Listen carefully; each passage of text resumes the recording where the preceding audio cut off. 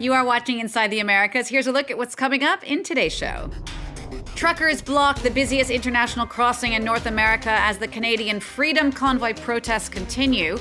Demonstrations over vaccine mandates and other COVID restrictions have been going on for close to 2 weeks now. The Haitian Prime Minister calling for renewed efforts to organize elections. His critics, though, saying he's no longer the country's legitimate leader and may even be linked to the assassination of Haiti's president 7 months ago. And the U.S. Justice Department says it's uncovered the largest known cryptocurrency theft in history, seizing $3.6 billion in Bitcoin. I'm Jeannie Godula. The Freedom Convoy protests rocked Canada again this week as truckers blocked the busiest international crossing in North America. The Ambassador Bridge between Detroit, Michigan and Windsor, Ontario carries a fourth of all trade between Canada and the U.S. Our team on the ground sent us this report. Enough is enough. We're here to end the mandates. They descended on Ottawa January 28th, at first to protest the vaccine mandate imposed on truckers. 12 days later, 1,000 vehicles still occupy the capital. Now they say they're not moving until all public health restrictions are lifted. We're working together with the authorities right now. We've done quite a bit. Mandates in certain provinces are being lifted right now. Conservatives are looking for a new leader. If everybody would put the attention into the government, forcing the federal government to sit and have talks with us, that would be where their focus should be instead of more heavy police. It's been nothing but peace, unity, and love down here. There's no need for a state of emergency at all. That was uncalled for. Ottawa police have been accused of handing the capital to protesters. Now they're asking for help from the government. Without giving details, they admit they've made mistakes. It's not enough for residents. People in the downtown are living in fear, they're living in terror, feel abandoned by their federal government, their city government, their police. They have not assumed responsibility for what really is a national crisis. The protest has now spread to other cities, from blocking the strategic Ambassador Bridge, which connects Canada to the U.S., to protests in Quebec City, and even Alberta, where some farmers got there on their horses. The Prime Minister has called them the French minority. He also accuses Conservatives of presenting a double discourse.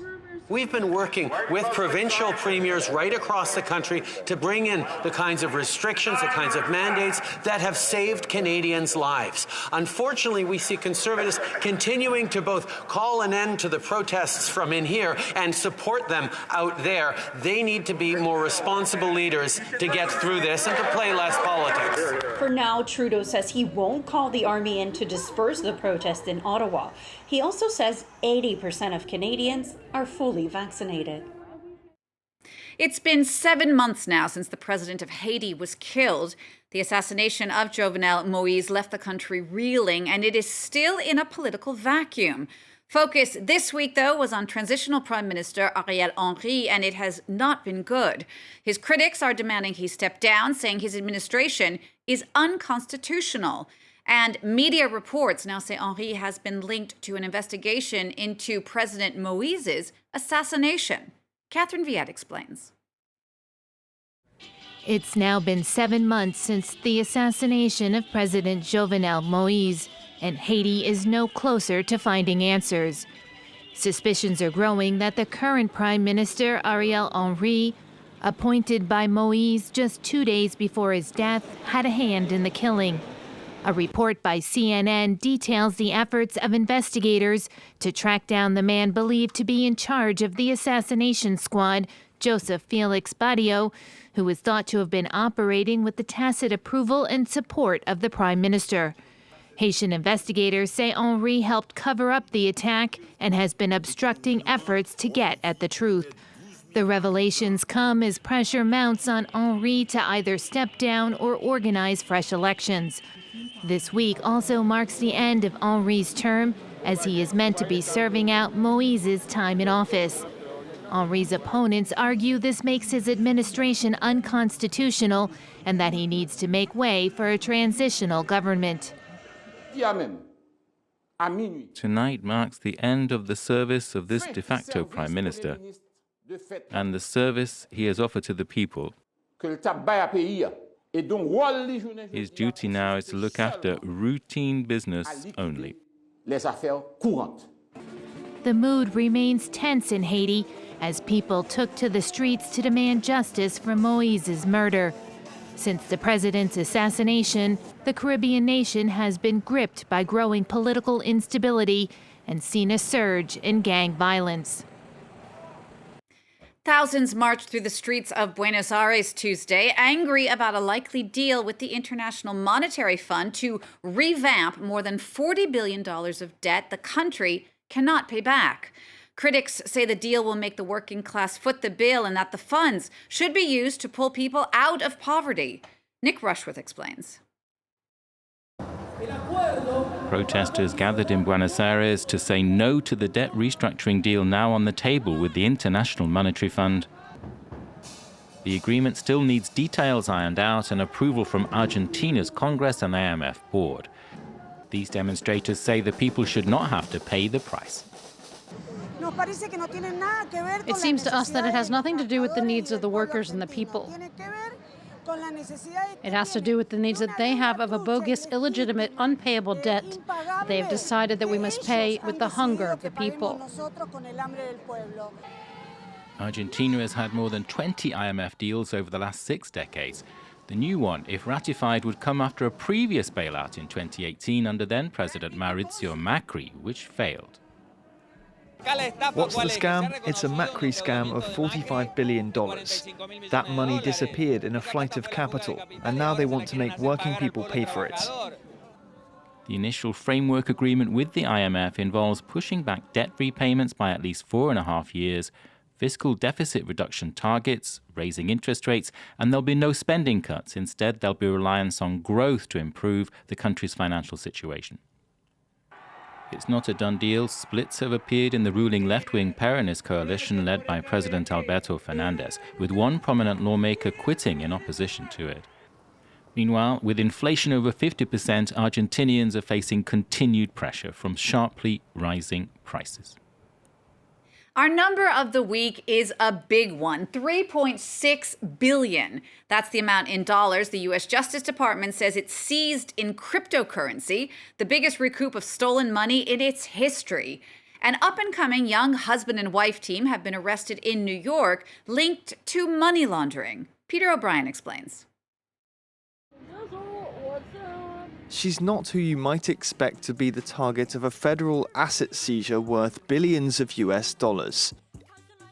Get icy like Froyo. All gotta stay vocal. Bitcoin, Ethereum, hodl. New Yorker Heather Morgan, aka Razzle Khan, raps and gives business advice on TikTok, calling herself a badass money maker. She and her husband Ilya Lichtenstein were arrested on Tuesday, charged with conspiring to launder almost 120,000 Bitcoin and defrauding the United States. The crypto money was stolen in 2016. At the time, it was worth around $70 million. Now it's worth $4.5 billion. The U.S. Justice Department was able to recover more than 3/4 of this, the largest single financial seizure in its history. The message to criminals is clear. Cryptocurrency is not a safe haven. We can and we will follow the money, no matter what form it takes. The Bitcoin was stolen in a hack of the digital currency exchange Bitfinex. US officials haven't said who was behind the attack in 2016, but they've said Lichtenstein and Morgan laundered about 25,000 Bitcoin through various crypto transactions and accounts, through purchases of gold and NFTs, and through Morgan's startup. The couple are appearing in federal court, where they could be sentenced to up to 2 decades in prison. Our picture of the week comes from the Winter Olympics in Beijing. This is Chinese figure skater Zhu Yi crashing in competition. The 19-year-old was born in the United States but gave up her American citizenship in order to compete for China. But her last-place finish in the women's short program team event sparked a firestorm on Chinese social media.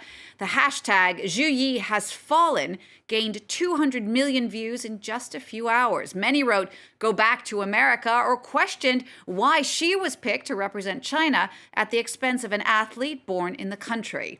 Her experience, though radically different from another American-born athlete competing for China, freestyle skier Eileen Gu winning gold and unending admiration. Now, also this week, the Oscar nominations came out for the 94th Academy Awards. Head of the pack, director Jane Campion's Gothic Western, The Power of the Dog, getting 12 nods. Dune and West Side Story also raked in the Oscar love, as Brian Quinn explains. The leader of the pack, Power of the Dog, is sniffing for Oscar glory. Jane Campion's dark meditation on toxic masculinity and forbidden sexuality set on a 1920s Montana cattle ranch was produced by Netflix. It's now up for 12 Academy Awards, including Best Picture. The New Zealand-born Campion herself making history as the first woman to be nominated twice for Best Director, 28 years after her previous nod for The Piano. Worming its way into second place, Dune. The sprawling, atmospheric adaptation of Frank Herbert's classic sci-fi novel garnered 10 nominations, though none for Canadian director Denis Villeneuve. Steven Spielberg's remake of beloved musical West Side Story garnered 7 nominations, as did Belfast, the director Kenneth Branagh's autobiographical tale of growing up during the Troubles in Northern Ireland, making Branagh the only person in Oscar history with 7 nominations in 7 different categories over the course of his career. There's a comet headed directly towards Earth. This year's Oscars mark a continuation of the battle for prestige between traditional studios and streaming services, with 2 Best Picture nods for Netflix films and 1 for Apple TV. And while the nominees do represent more diverse backgrounds than the 2015 and 2016 slates that sparked the Oscars So White hashtag, this year's nods are notably less inclusive than last year, when 9 of 20 acting nominations went to people of color. Thanks for watching Inside the Americas. We'll see you again next time for all the news from north to south.